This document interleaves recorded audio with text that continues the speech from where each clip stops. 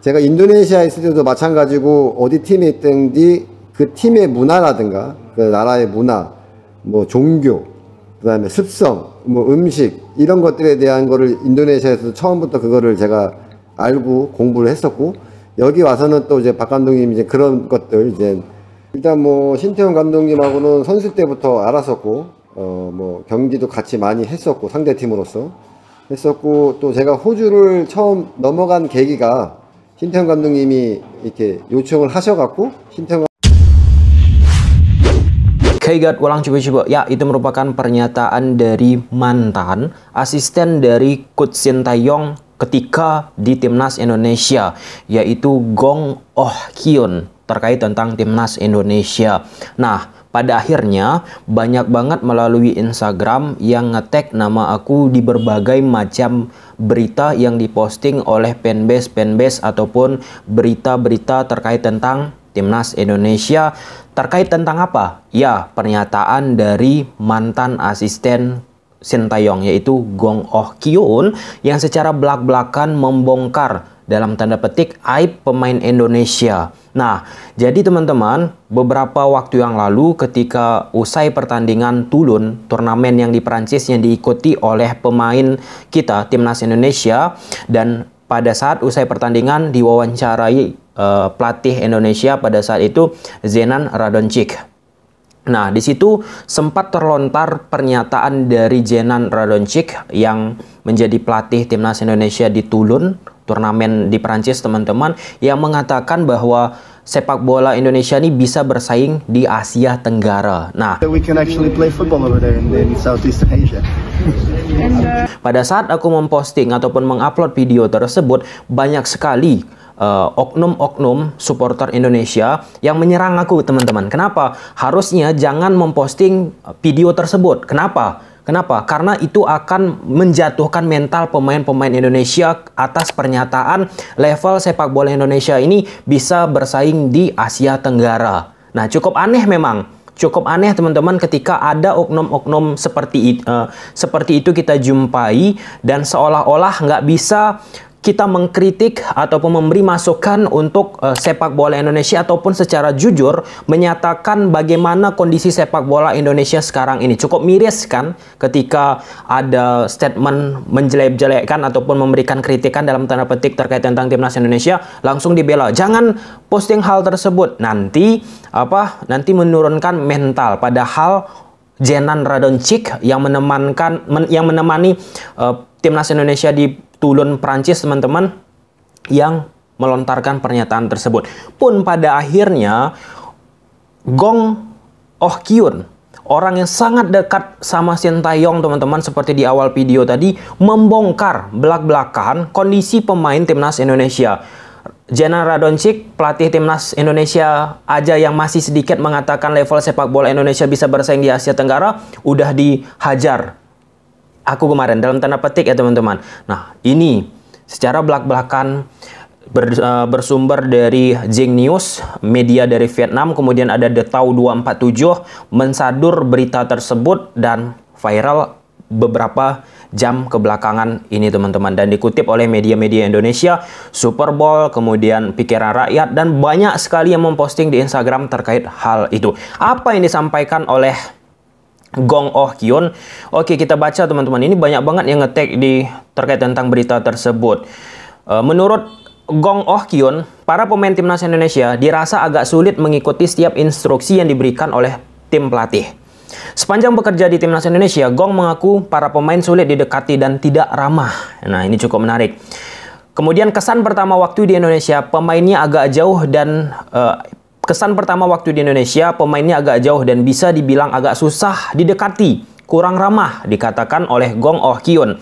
Dalam latihan tersebut, para pemain Indonesia juga menunjukkan kesulitan dalam belajar. Saya pikir ini mungkin karena perbedaan budaya. Nah, ini aku mention ya teman-teman ya. Ketika Gong Oh Hyun melakukan interview secara lengkap, kalau kita lihat di Zing News tersebut, bahwa ada salah satu kenapa Gong Oh Hyun bisa merasakan perbedaan yang signifikan ketika ia di Indonesia sama di Vietnam. Apa perbedaannya? Dia merasa lebih nyaman di Vietnam akibat adanya Park Hang-seo. Kenapa? Park Hang-seo memberikan arahan, memandu, menjelaskan bagaimana kultur budaya yang ada di Vietnam. Sehingga apa? Gong Oh Kyun ketika beberapa kali diwawancara mengapresiasi apa yang dilakukan oleh Park Hang-seo. Nah, tampaknya di Indonesia ia tidak mendapatkan sosok seperti itu dalam tanda petik yang bisa memberikan pandangan, pencerahan terkait tentang sepak bola Indonesia. Clear? Oke, sampai situ teman-teman ya. Kemudian perbedaan budaya udah, kemudian akan tetapi Gong merasakan perbedaan budaya bukanlah faktor yang menyebabkan para pemain timnas Indonesia sulit didekati. Jadi bukan karena faktor budaya, menurut Gong para pemain timnas Indonesia tidak memiliki visi yang sama dengan dirinya. Gong menjelaskan bahwa pemain timnas Indonesia tidak memiliki tekad yang cukup baik dalam sesi latihan. Wah, hal tersebutlah yang membuat Gong mengatakan bahwa para pemain timnas Indonesia sulit bekerja.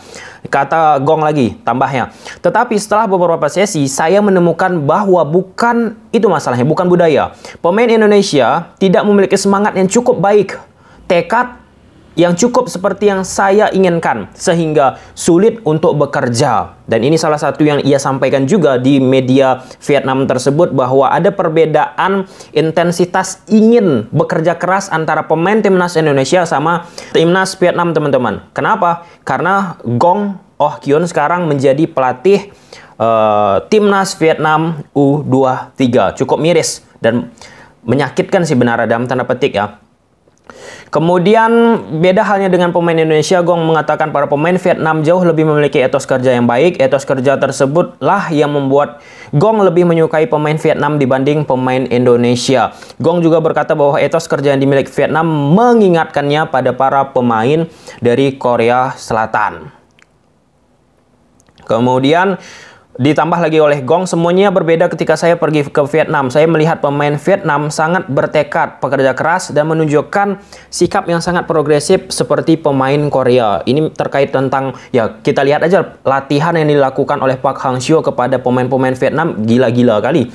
Kemudian selama minggu pertama atau lebih, mereka mengalami sedikit kesulitan karena mereka belum pernah bertemu saya sebelumnya. Tetapi para pemain Vietnam memiliki sikap berbeda yang membuat saya lebih menyukainya. Oke, ini terkait tentang pada akhirnya potensi pemain Indonesia tidak memiliki semangat yang cukup baik, tekad yang cukup seperti yang saya inginkan. Nah, inilah ya mengapa, inilah mungkin ya salah satu mengapa timnas kita terhambat ataupun nggak maju-maju. Ya seperti yang disampaikan, yang kita bahas tadi, yang dikatakan oleh Gong Oh Kyun. Nah, kira-kira itu menurut kalian gimana? Sebab kalau kita berkaca teman-teman, di Indonesia beberapa tahun kita tarik ke belakang lah ya, ketika latihan keras dilakukan, ya ada beberapa oknum lah ya yang merasa latihan itu nggak pantas untuk dilakukan. Padahal seperti yang disampaikan oleh Gong Oh Kyun, itu untuk mengupgrading level yang dimiliki oleh timnas Indonesia agar terus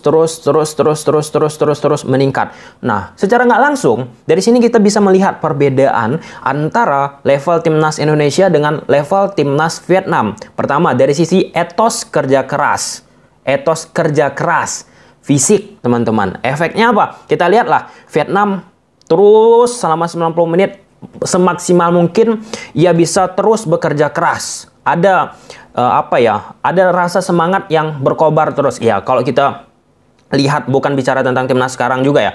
Timnas ke belakang terus teman-teman, kalau udah timnas kita 60 menit ke atas, 70 menit ke atas, udah lemas, udah secara fisik tidak bisa menyeimbangkan gaya permainan lawan untuk bisa kita imbangi teman-teman. Jadi nggak heran menit-menit akhir ataupun di babak injury time kebobolan. Dalam latihan tersebut para pemain Indonesia juga menunjukkan kesulitan dalam belajar. Saya pikir ini mungkin karena perbedaan budaya. Oke, itu yang tadi ya. Tapi menarik loh di-mention, dalam latihan tersebut para pemain Indonesia juga menunjukkan kesulitan dalam belajar. Kembali, aku memetik kata-kata Firlo lagi. Ini 3 kali beruntun di dalam video teman-teman. Kaki itu sebagai alat, otak itu sebagai senjata kita untuk memainkan sepak bola. Ini terkait ya, beberapa memang pemain-pemain Indonesia, pemain-pemain asing yang ada di Indonesia yang sudah menjadi pelatih, berkali-kali ia katakan sejak usia dini terus pompa pemain-pemain muda Indonesia, pemain-pemain usia dini dengan apa? Bukan hanya knowledge tentang teori sepak bola, tapi tentang apa juga? Terkait tentang gizi. Ini penting banget. Efeknya apa teman-teman? Ketika gizinya bagus sejak usia dini, ketika dia sudah matang ataupun usia 17-an, 20, 25 pada akhirnya usia emasnya, ia tahu bahwa sepak bola itu bukan hanya sekedar lari, bukan hanya sekedar passing, bukan hanya sekedar skill individual. Karena kan kita kalau di Indonesia kalau udah bagus skill individual,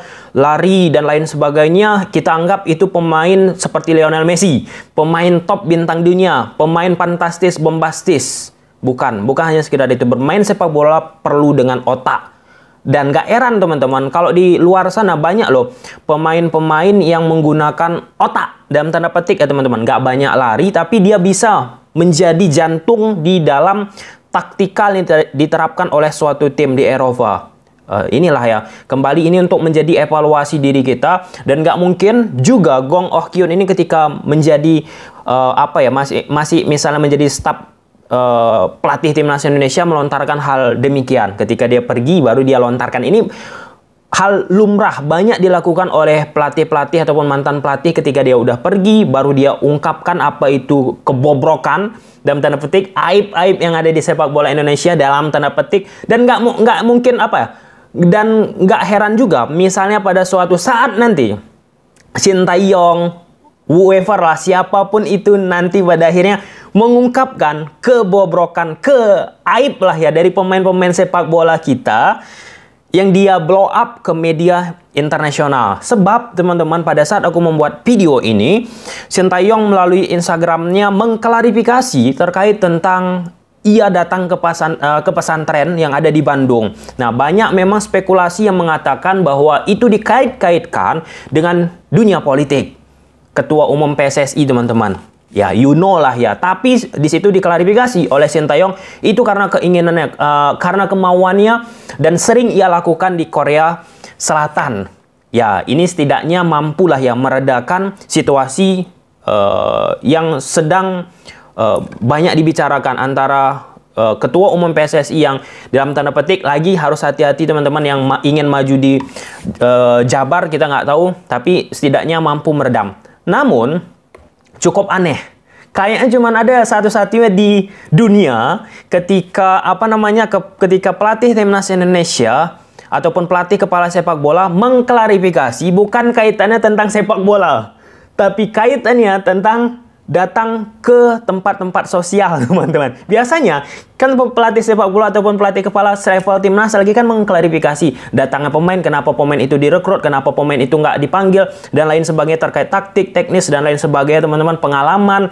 Nah, di sini terkait tentang bukan sepak bola. Kan ini udah cukup aneh memang, cukup aneh. Tapi inilah dia, walaupun bagaimanapun, walaupun aneh, walaupun ya nggak bagus lah dibilang Gong Oh Kyun, kita sebagai supporter Indonesia tetap kan mendukung timnas Indonesia walaupun drop, walaupun sulit mungkin berkembang ataupun sulit berprestasi banyak di level kancah Asia Tenggara, Asia apalagi dunia, tetap kita dukung. Itu karena apa? Karena kecintaan kita tadi, walaupun bagaimanapun. Nah, tapi sekali lagi teman-teman, ini sebagai pelajaran bagi kita, walaupun dibilang pemain Indonesia sulit untuk belajar dan mengikuti instruksi, kita harapkan kita nggak usah berlarut-larut.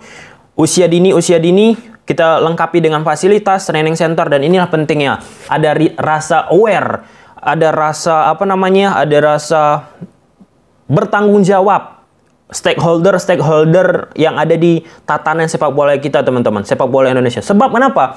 Yang akan meneruskan kita nih ya generasi-generasi kita yang bawah ini. Apa legacy kebijakan yang kita tinggalkan pada saat akhirnya nanti untuk orang-orang yang di bawah kita untuk meneruskan? Apakah masih begitu-begitu saja hingga pada akhirnya tidak ada sesuatu yang bisa ditinggalkan untuk bibit-bibit muda kita untuk bisa berkembang dan meneruskan apa yang sudah ditanam sejak sekarang?